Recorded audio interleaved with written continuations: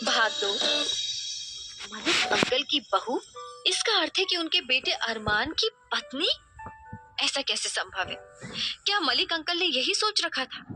वो रुक रुक कर बोली, पर अंकल, मैंने तो अभी मेडिकल भी पास नहीं की है। अभी मैं शादी, मतलब कैसे कर सकती हूँ? और आपको तो मेरा सपना पता है ना। डॉक्टर मलिक ने सिर हिलाया और कहा, मैं वादा करता हूँ आपके सपनों में कोई अड़चन नहीं आने दूंगा बेटा जी। पर मैं मजबूर हूँ। मेरा बेटा अरमान ने आपको हॉस्पिटल में देखा और आप उसे बहुत पसंद आ गई। मैं भी चाहता हूँ कि मेरा बेटा यहीं सेटल हो जाए, और उसकी मम्मा चाहती है कि उनकी सहेली की बेटी के साथ अरमान शादी कर वहीं ऑस्ट्रेलिया में सेटल हो जाए। मैंने जब इस बारे में अरमान से बात की तो उसने कहा कि वो तभी रुक सकता है जब उसके साथ आपका विवाह हो। रिद्धिमा चुप सी खड़ी थी, क्योंकि वो समझ नहीं पा रही थी कि क्या कहे। क्या अरमान उससे बदला लेना चाहता है? पर उस छोटी सी घटना के लिए इतना बड़ा बदला? क्या वो रिद्धिमा की लाइफ बर्बाद करना चाहता है? शायद यही होगा, वरना उसने इस घटना के बारे में मलिक अंकल को बताया और ना ही उसके बाद कभी हॉस्पिटल आया और वापस भी नहीं गया। अब तक तो वो सोच रहा था कि कैसे रिद्धिमा से बदला लिया जाए, और मौका मिलते ही उसने दांव खेल दिया। डॉक्टर मलिक रिद्धिमा के अंदर चल रही भावनाओं से अनजान होकर कहते जा रहे थे, रिद्धिमा बेटा, मैंने भी चुपके से एक ख्वाब पाला था कि आप मेरी बहू बनो, पर अरमान यहाँ था नहीं। मैं उससे पूछे बगैर कोई फैसला नहीं ले सकता था। आज उसका और मेरा बर्थडे एक साथ ही होता है, तो आज जब सुबह मैंने उससे अपने जन्मदिन का गिफ्ट उसका यहाँ इंडिया में रहकर मेरे हॉस्पिटल में संभालने को मांगा, तो वो कुछ देर तो चुप रहा, फिर हामी भर। तो मैं 7वें आसमान पर था बेटा। जब मैंने उससे पूछा कि पुत्र जी क्या गिफ्ट चाहिए, तो उसने कहा कि वो आपसे शादी करना चाहता है। मैनू लगा मानो मेरी मुराद पूरी हो गई। ऑस्ट्रेलिया में रहकर भी मेरा बेटा भारतीय सभ्यताओं को पसंद करता है। मुझे जानकर मुझे बहुत खुशी हुई, मैं बता नहीं सकता। और मैं आपको विश्वास दिलाता हूँ पुत्र जी, वो आपको कभी तकलीफ नहीं देगा। इतना तो जानता हूँ, वो दिल का बुरा नहीं है। अंकल कहते जा रहे थे और रिद्धिमा मन में सोच रही थी, जो इंसान उतनी छोटी सी बात का ऐसा अनोखा बदला ढूंढ कर निकालता है, वो कितना बुरा इंसान है, ये रिद्धिमा समझ गई है। उसने कहा कि वो किसी से नहीं डरती, तो अरमान उसके साथ शादी करके उसके दिल में खौफ पैदा करना चाहता है, उसे तकलीफ देकर उससे बदला लेना चाहता है। तो यही सही, वो अरमान से शादी करेगी क्योंकि इससे अंकल का सपना पूरा होगा। आज 4 साल हो गए अंकल ने अपनी बेटी की तरह उसकी देखभाल की है। अब वो अंकल को किसी प्रकार दुखी नहीं कर सकती। रिद्धिमा उठकर आई और खिड़की से बाहर देखने लगी। बाहर घोर अंधेरा छाया हुआ था, उसके जीवन की तरह। ये अंधेरा छट जाएगा और नई सुबह आएगी, पर रिद्धिमा के जीवन में अब कोई सुबह नहीं आएगी। आज के बाद उसके तन मन और जीवन पर उस इंसान का हक होगा जिससे वो नफरत करती है, क्योंकि उसने भी तो वही नीली आंखें पाई हैं जिस पर फिदा होकर कभी उसकी मम्मा की जिंदगी बर्बाद हुई थी। रिद्धिमा अब अपने दुर्भाग्य से लड़ते लड़ते थक चुकी थी। अब उसका कोई सहारा नहीं था सिवाय उस गणपति बप्पा के। वो मुट्ठी में गणपति बप्पा को लिए हुए बड़बड़ाई, बप्पा, माँ ने कहा था कि आप मेरी रक्षा करोगे। आज उस इंसान से मेरी रक्षा करना बप्पा, जिसके दिल में मेरे लिए नफरत ही नफरत है। अरमान कमरे के बाहर बालकनी में काफी देर से खड़ा था। उसकी हिम्मत नहीं हो रही थी कि अंदर जाए। उसने गुस्से में ऐसा काम कर दिया था जिसकी कोई भरपाई नहीं की जा सकती थी। मम्मा हरदम यही बात समझाती आई थी अरमान को कि गुस्से पर काबू रखना सीखे, पर वो तो जैसे पागल बन जाता था और जब तक अपने अपमान का बदला नहीं ले लेता था चुप नहीं बैठता था। कुछ साल पहले इसी तरह बास्केटबॉल कोर्ट में एक लड़के ने उसे यू बास्टर्ड इंडियन, बस इतना ही कहा था कि अरमान ने उसकी हड्डियां तोड़ दी थी। मम्मा लीजा ने तब उसे खूब डांटा था और उसे यही कहा था कि तू सच में इंडियन ही रह गया है जो गुस्से पर काबू नहीं रख सकती। अरमान जब 7वीं में था तो उसके पेरेंट्स ने अलग होने का फैसला लिया था और लीजा चाहती थी कि अरमान उसके साथ ऑस्ट्रेलिया जाए। अरमान अपनी मम्मा को ज्यादा चाहता था, इसलिए डॉक्टर मलिक ने उसे रोकने की कोशिश नहीं की, पर उनके दिल में ख्वाहिश जरूर थी कि अरमान उनका हॉस्पिटल संभाले और इंडिया में बस जाए। लीजा इसी डर के कारण उसे इंडिया नहीं भेजती थी। उसका ऑस्ट्रेलिया में अपना हॉस्पिटल था जिसे अरमान को ही संभालना था। अरमान को इंडिया वापस लाने का डॉक्टर मलिक को कोई बहाना ना मिले, इसलिए लीजा ने वहीं अपनी सहेली की लड़की तानिया के साथ अरमान की शादी फिक्स कर दी थी। तानिया बहुत ही मॉडर्न लड़की थी और उसे अरमान पसंद करता था, इसलिए उसने मम्मा की बात मान ली थी। इंडिया आने से पहले अरमान का तानिया के साथ मिलना जुलना काफी बढ़ गया था और तानिया ने तो अपनी शादी की प्लानिंग भी बना ली थी। अरमान ने ऑस्ट्रेलिया में रहकर अपनी लाइफ सेटल करने की प्लानिंग कर ली थी, पर अरमान ने जब अपने पापा के मुंह से रिद्धिमा की तारीफ सुनी तो उसे लगा कि रिद्धिमा नाम की ये लड़की उसके पापा और उनकी जायदाद पर जरूर कब्जा कर लेगी। उसने रिद्धिमा को हॉस्पिटल में एक ही बार देखा था, पर अपने अपमान और अपमान करने वाली को भूल नहीं पाया था। वो चाहता था कि यहाँ से जाने से पहले वो अपने अपमान का बदला लेकर जाए, पर कैसे लेगा वो नहीं जानता था। इंडिया आने के बाद से और पार्टी वगैरह में बिजी रहता था। इसी बीच वहाँ की कुछ मॉडर्न लड़कियां उसकी दोस्त भी बन गई जो उसके पापा के हॉस्पिटल में पीजी या इंटर्नशिप कर रही थी। उस घटना के बाद वो 2 दिन घर से बाहर नहीं निकला था और तभी उसे पता चला कि रिद्धिमा तो उसके पापा के दिल में राज करती है।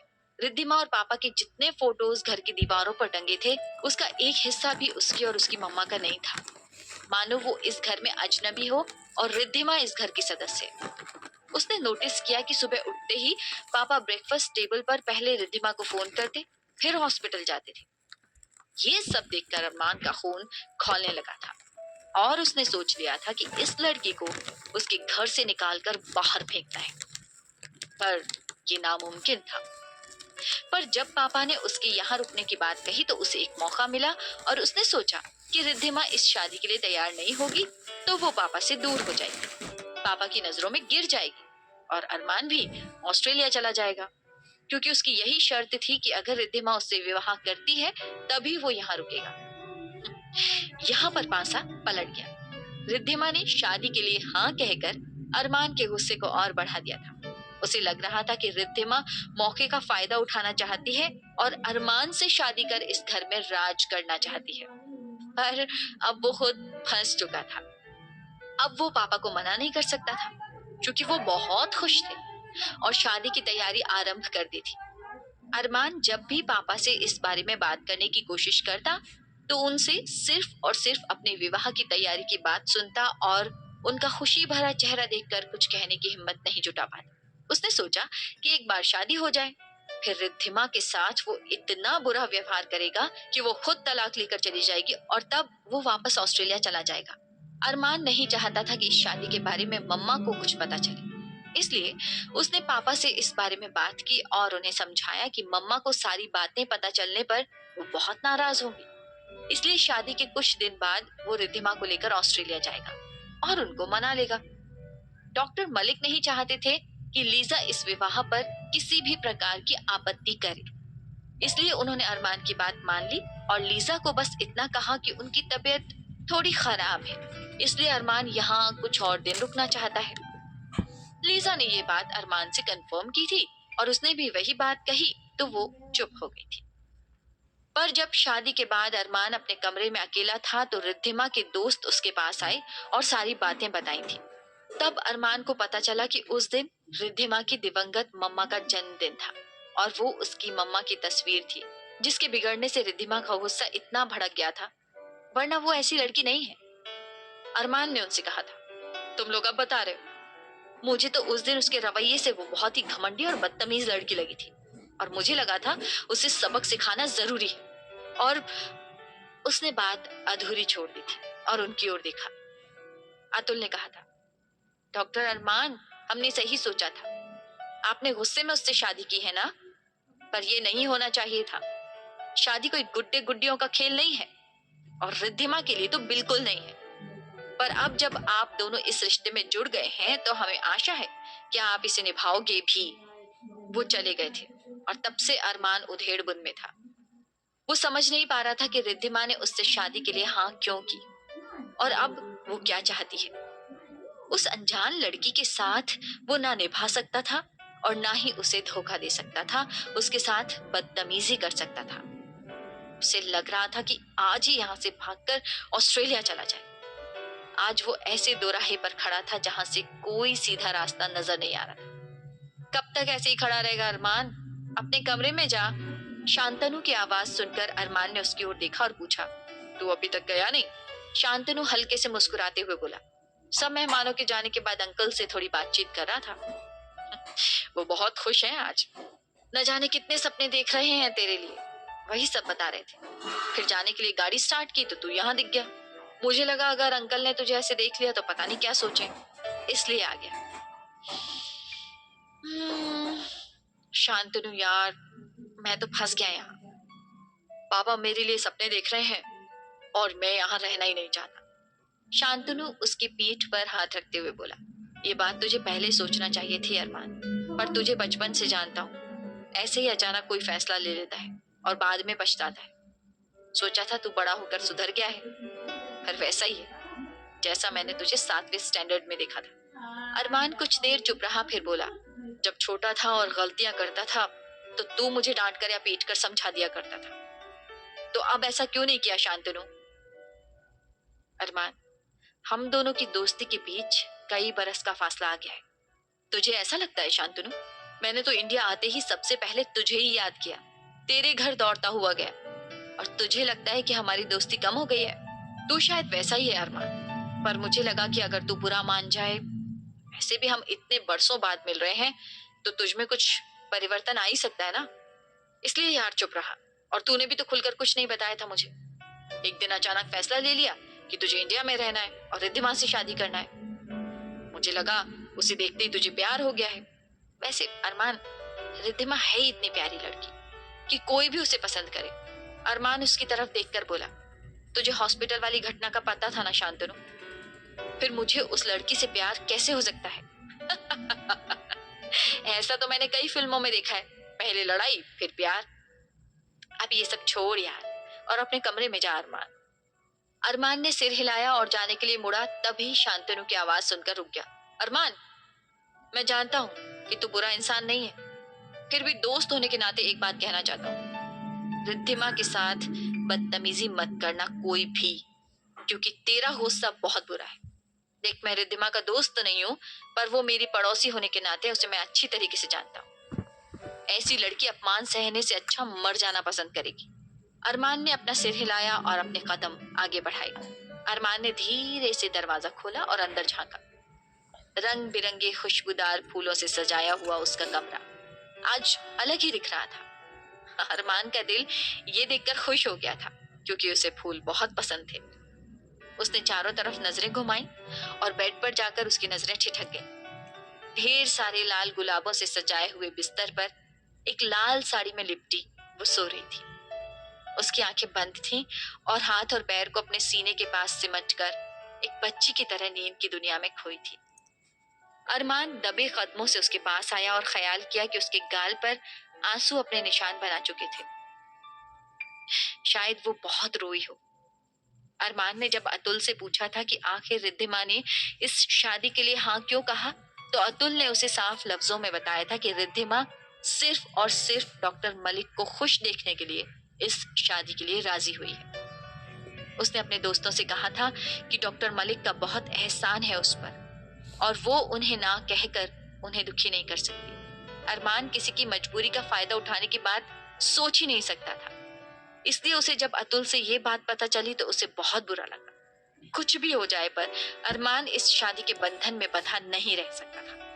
अरमान यही सब सोच रहा था कि रिद्धिमा ने नींद में करवट ली। अरमान ये देखकर घबरा गया और सोचा कि अगर लाइट ऑफ कर दे तो रिद्धिमा सोती रहेगी, इसलिए उसने लाइट ऑफ कर नाइट बल्ब जला दी, और तभी रिद्धिमा की नींद खुल गई। उसने विस्फारित नेत्रों से चारों तरफ देखा और समझने की कोशिश की कि क्या चल रहा है, और अरमान को खड़ा देखकर समझ गई कि उसने ही लाइट ऑफ की है। अरमान तब भी उसे एकटक देख रहा था, और रिद्धिमा को उसकी नीली आंखें अपने बदन पर चुभती हुई महसूस हो रही थी। वो खड़ी हो गई और चिल्लाई, तुम यहाँ क्यों आए हो? अरमान ने आश्चर्य से कहा, अरे ये मेरा कमरा है, मैं कहाँ जाऊंगा? जहन्नुम में जाओ, और मिस्टर, खबरदार जो आगे बढ़ने की कोशिश की। अरमान ने उसे घूरते हुए कहा, मुझे कोई शौक नहीं है, और मेरी बात ध्यान से सुनो। ये मेरा कमरा है, मैं यहीं रहूंगा और तुम भी यहीं रहोगे। खबरदार पापा के कान में कोई बात गई तो। मुझे कोई शौक नहीं है अंकल को परेशान करने का, पर तुमने कोई बदतमीजी की तो मैं अंकल को बता दूं। अरमान उसके करीब आते हुए बोला, क्या बता दोगी? बित्ते भर की लड़की पर अकड़ कम नहीं है। बताओ, क्या बताओगी? बता दूंगी कि तुमने बदतमीजी की है। अचानक अरमान का पारा चढ़ गया। वो रिद्धिमा के एकदम करीब आया और उसकी बाहों को पकड़ लिया और उसके बिल्कुल करीब आते हुए फुसफुसाया, तो ठीक है मिसेस रिद्धिमा, मैं भी देखता हूँ कि तुम क्या क्या बताना चाहती हो। अरमान उसके इतना करीब आ चुका था कि उसकी गर्म सांसें रिद्धिमा के चेहरे को स्पर्श कर रही थी। उसकी नीली आंखों में जो गुस्से का ज्वालामुखी उबल रहा था, उसे देखकर रिद्धिमा एक बार कांप गई थी और डर कर उसने अपनी नजरें नीची कर ली। पर अरमान रिद्धिमा के बदन से उठती सौंधी खुशबू में अपने होश गंवा रहा था। उसके होठों में एक प्यास जग उठी और वो अपने आप ही रिद्धिमा के चेहरे पर झुक गया।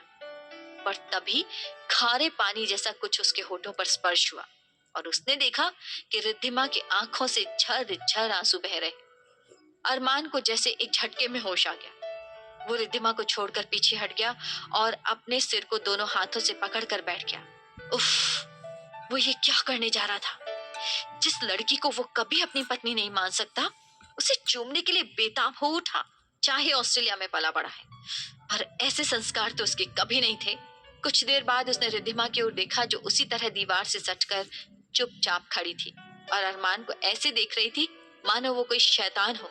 अरमान कुछ कहने जा रहा था कि तभी रिद्धिमा के बाएं हाथ पर उसकी नजर गई, जिसकी मुट्ठी उसने कसकर बांध रखी थी। अचानक उसे शांतनु की बात याद आ गई।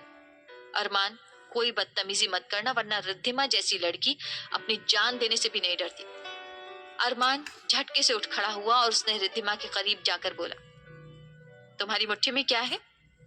रिद्धिमा ने कुछ जवाब नहीं दिया, पर मुट्ठी वैसे ही बांधी खड़ी रही। अब अरमान का शक पक्का हो गया था कि रिद्धिमा ने कुछ ऐसी वैसी चीज छुपा कर रखी है। वो कड़क स्वर में बोला, दिखाओ क्या है। पर रिद्धिमा टस से मस नहीं हुई। अरमान और डर गया और झटके से उसे खींचते हुए उसकी मुट्ठी को अपनी हथेली में जोर से दबाया और रिद्धिमा ने आर्तनाद करते हुए अपनी मुट्ठी खोल दी। और अरमान ने आश्चर्य से देखा कि एक छोटी सी गणपति की मूर्ति निकल आई थी। अरमान ने उसे हैरत से देखते हुए पूछा, ये क्यों ले आई हो? पर रिद्धिमा ने कोई जवाब नहीं दिया और वैसे ही भीत नजरों से अरमान को देखती रही। अरमान समझ गया था कि ऐसे ही शायद सारी रात खड़ी रहे, पर उसे नींद आ रही थी। उसने अलमारी खोली, गद्दा निकाला और सोफे पर डालता हुआ रिद्धिमा को घूरते हुए बोला, अब चुपचाप अच्छी बच्ची की तरह जाकर वहां सो जाओ, मुझे बहुत नींद आ रही। कहता हुआ वो जाकर अपने बेड पर लेट गया और आंखें बंद कर ली। पर कोई इस तरह सिर पर खड़ा हो तो नींद कैसे आ सकती थी? उसने आंखें बंद करके धमकी के लहजे में कहा, इसी वक्त जाकर तुम नहीं सोई तो मुझसे बुरा कोई नहीं होगा और तब तुम्हारे कोई आंसू मुझे नहीं रोक पाएंगे। इतना सुनते ही रिद्धिमा थरथर आ गई और धीरे से सोफे पर आकर लेट गई। कुछ देर बाद दोनों दुश्मन अपनी अपनी जगह नींद के आगोश में डूब चुके थे। किसी के खटखटाने पर रिद्धिमा की नींद खुल जाती है और वो धड़फड़ाते हुए उठ जाती है। उसकी नजर बेड पर जाती है जहां अरमान बेखबर सोया हुआ है। रिद्धिमा देखती है कि 7 बज चुके हैं। उसे बहुत शर्म आती है, ये सोचकर कि अंकल क्या सोचेंगे। वो इतनी देर तक कभी नहीं सोती है। वो धीरे से उठती है और दरवाजा खोलते ही काकी दिखाई देती है, जो रिद्धिमा को देखकर मुस्कुराते हुए कहती है, बेटा, मैं कल बताना भूल गई थी कि आपके सामान कपड़े वगैरह कहाँ रखे हैं। कमरे के दाहिनी तरफ जो बड़ी सी अलमारी है, वहां आपके कपड़े गहने सब रखे हैं। आप तैयार होकर नीचे आ जाओ, साहब पूजा घर में आपका इंतजार कर रहे हैं।